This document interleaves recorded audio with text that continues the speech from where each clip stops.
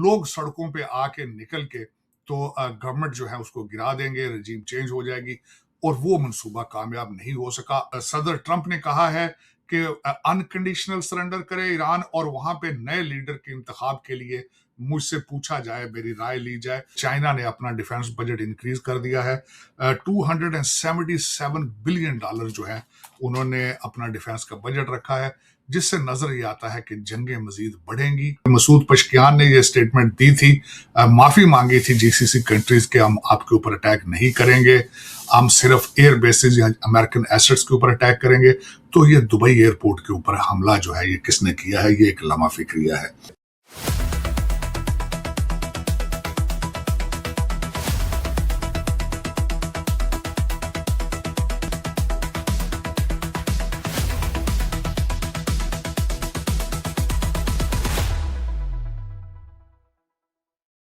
मैं Sajid Tarar from Washington DC. आज जंग अमेरिका इजराइल ईरान की जंग को 7वां दिन है। उसके बारे में कुछ अपडेट आपको करना चाहूंगा कि जंग के हालात क्या चल रहे हैं। सबसे पहला तो ये क्वेश्चन ये है कि जंग बंद कैसे होगी, जंग बंद कौन कराएगा। तो उसके बारे में असेसमेंट ये है कि जंग बंद होगी जब दोनों तरफ से, एक तरफ से मिसाइल खत्म होंगे और दूसरी तरफ से इंटरसेप्टर खत्म होंगे। इस हवाले से देखा जाए तो मुसलसल सख्त बयान थे वाशिंगटन डीसी की तरफ से।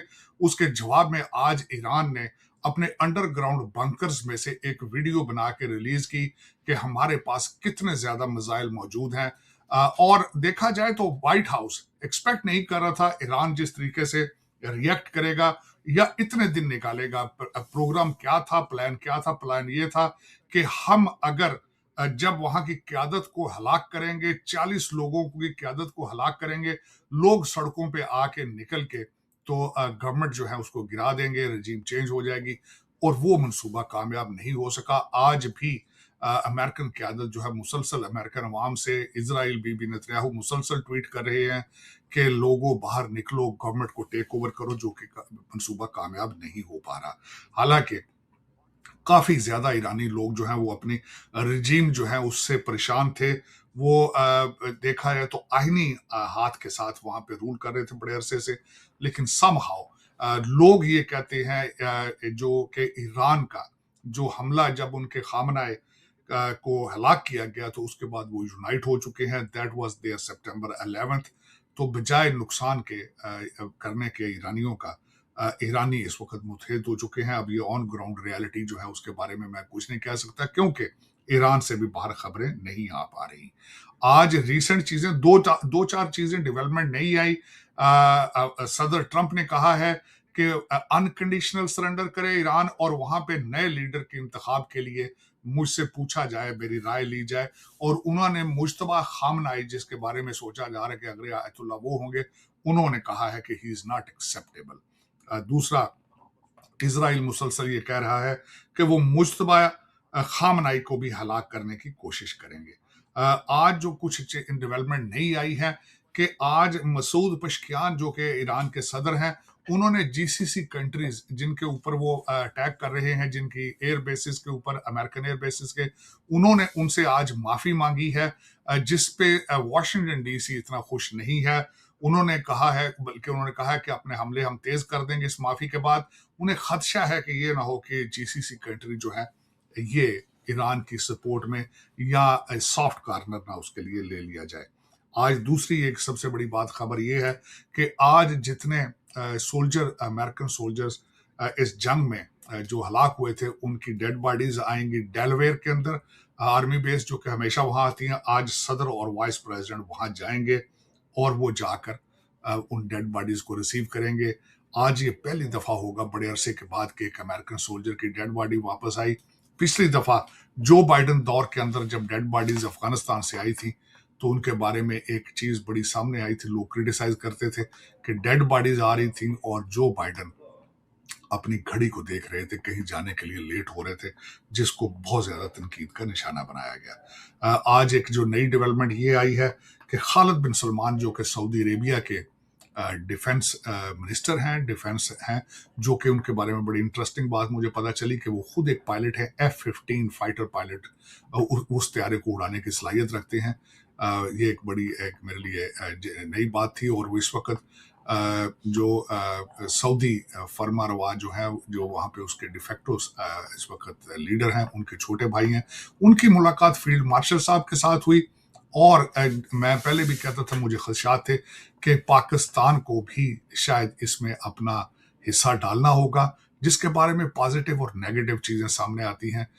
एक तो हरमैन शरीफैन की हिफाजत के लिए ये सादत पाकिस्तान को हासिल होगी। दूसरा ये कि अगर पाकिस्तान के सोल्जर वहाँ जाते हैं, पाकिस्तान पहले भी ये कोशिश कर रहा है कि ईरान और सऊदी अरेबिया को कहीं करीब लाया जा सके और जो खदशात मौजूद हैं उनको दूर किया जाए। अगर पाकिस्तान की फौज वहाँ जाती है तो एक तो ये पॉजिटिव ये चीज़ है कि ईरान और सऊदी अरेबिया को करीब लाने की कोशिश की जाएगी, ये इसमें से पॉजिटिव चीज़ निकलेगी। दूसरा, जो सबसे बड़ी बात एक और मैं अर्ज करना चाहूँगा कि चाइना ने अपना डिफेंस बजट इंक्रीज कर दिया है। $277 बिलियन जो है उन्होंने अपना डिफेंस का बजट रखा है, जिससे नजर ये आता है कि जंगें मजीद बढ़ेंगी, कम नहीं होगी। रशिया के बारे में इस वक्त वॉशिंगटन पोस्ट और कई ऐसे जरीदे अमेरिका के अंदर से लिख रहे हैं कि वो इस जंग के अंदर, क्योंकि ईरान के पास एयरफोर्स नहीं है, उनके पास अपने सैटेलाइट मौजूद नहीं है, तो वो अमेरिका के बारे में सर्वेलेंस करके सारी इंफॉर्मेशन ईरान को रशिया दे रहा है। और यहाँ पे ये भी एक बात अर्ज करना चाहूँगा कि अभी कुछ ममालिक की जीसीसी कंट्रीज के फ्लाइट्स जो हैं वो उनका एयर ऑपरेशन शुरू हुआ था। साथ ही दुबई के ऊपर एक अटैक हुआ है, जिस वक्त आज अभी लोग देख रहे हैं दुबई एयरपोर्ट के ऊपर कोई ड्रोन या कुछ मिसाइल छोटा जो है वो आके गिरा है। अब यहाँ पे कंफ्यूजन ये आ रही है, सबसे बड़ी बात, टकर कार्सन जो कि एक कंजर्वेटिव रिपब्लिकन टीवी एंकर है, बहुत बड़ी फॉलोशिप है उनकी, उन्होंने अगले दिन इंकशाफ किया था कि कतर और कुवैत के अंदर या कई ऐसे ममालिक के अंदर मुसाद के ऑपरेटिव जो हैं, ऑपरेटर्स वो मौजूद हैं और वो मुसलसल वहाँ हमले धमाके करने की कोशिश कर रहे हैं ताकि मुसलमानों को एक दूसरे के साथ लड़ाया जा सके। तो मेरे ख्याल में अभी रिसेंटली अगर मसूद पशकियान ने ये स्टेटमेंट दी थी, माफ़ी मांगी थी जीसीसी कंट्रीज़ के, हम आपके ऊपर अटैक नहीं करेंगे, हम सिर्फ एयर बेसिस या अमेरिकन एसेट्स के ऊपर अटैक करेंगे, तो ये दुबई एयरपोर्ट के ऊपर हमला जो है ये किसने किया है, ये एक लम्हा फिक्रिया है। उसके बाद इस वक्त अगर देखा जाए तो पाकिस्तान के अंदर पेट्रोल प्राइसेस बढ़ चुके हैं, बल्कि कल एक अफसोसनाक वाकया भी सामने आया कि पेट्रोल पंप के ऊपर लाइन में एक बंदा जो है उसको गोली मार के हलाक कर दिया गया लाइन की वजह से सिर्फ। दूसरा मैं ये अर्ज करना चाहूँगा कि एक नई वेव एक महंगाई की आएगी। इस वक्त जो आबनाए हरमूस जो बंद है उसका इम्पैक्ट पाकिस्तान पे भी आएगा। सबसे ज्यादा इम्पैक्ट जो है इस वक्त भारत पे आ रहा है। भारत को अमेरिका ने 30 दिन की इजाजत दी है कि आप रशिया से तेल ले सकते हैं, पाकिस्तान भी या फ्यूचर में रशिया से तेल लेगा। एक नए क्राइसिस जो है वो जन्म ले रहे हैं। अब ये जंग कब रुकेगी, ये मिसाइल और इंटरसेप्टर कब खत्म होंगे? दुनिया आज बेजार है, दुनिया आज थक चुकी है, महंगाई का एक तूफान है। इटली से कहा जा रहा है, इटली से एक्सपेक्ट किया जा रहा है कि वो कोई मीडिएशन कराए, टर्की शायद इसमें वो अपना रोल अदा करे, लेकिन आगे कुआं पीछे खाई है, कोई समझ नहीं आ रही कि ये जंग किस तरह होगी। बल्कि डोनाल्ड ट्रंप साहब ने एक नई जंग के बारे में यहाँ अगले दिन स्टेटमेंट दे दी है, कोलंबिया और क्यूबा के बारे में। और पहले जब वो वेनेजुएला के बारे में बात कर रहे थे उस वक्त भी उन्होंने ईरान का अंदिया दिया था। अभी अगली जंग जो है वो बंद नहीं हो पा रही, तो उन्होंने एक अपनी मुहिम का ऐलान कर दिया है। तो मेरे ख्याल में इस वक्त जो है 1330 ईरानी लोग जो हैं वो अभी तक ऑफिशियल स्टेटमेंट है कि वो हलाक हो चुके हैं। खैबर शिकन मिसाइल जो है उसको लॉन्च किया पिछली दफ़ा, जो मिसाइल मारे खैबर शिकन उसका नाम था। तो मेरे ख्याल में आए सारे मिलके इस वक्त दुआ करें कि इंसान जो है, इंसानी जानों का इतना ज़िया ना हो। देखें, हमेशा जब भी मरते हैं, माओं के बच्चे मरते हैं, दुनिया में हर शख्स इंपॉर्टेंट है। ये सोचना नहीं चाहिए कि मुसलमान ही ज़्यादा इंपॉर्टेंट है। कोई भी हो, चाहे हिंदू, सिख, मुसलमान, ईसाई, क्रिश्चियन, यहूदी, जो भी है, वो दुनिया में एक इम्पॉर्टेंट तरीन इंसान है। जंगों से हल नहीं ढूंढना चाहिए, कोशिश करना चाहिए कि डायलॉग के जरिए मसाइल का हल देखा जा सके। पाकिस्तान के इस वक्त ज़्यादातर लोग जो हैं वो ईरान के साथ उनकी सिंपथीज हैं, लेकिन मेरा थोड़ा ख्याल ये है कि अपने इंटरेस्ट के बारे में सोचना चाहिए। माजी में देखा जाए तो ईरान ने कई दफ़ा कश्मीर के हवाले से पाकिस्तान के खिलाफ यूनाइटेड नेशंस के अंदर वोटिंग की है।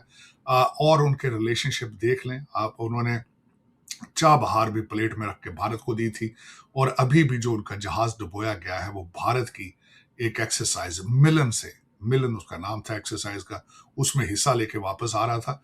तो आप पाकिस्तान का इंटरेस्ट देखें बजाय कि आप बयानी शादी में अब्दुल्ला दीवाना। तो मेरे ख्याल में इसके साथ इजाजत दें। पाकिस्तान हमेशा जिंदाबाद।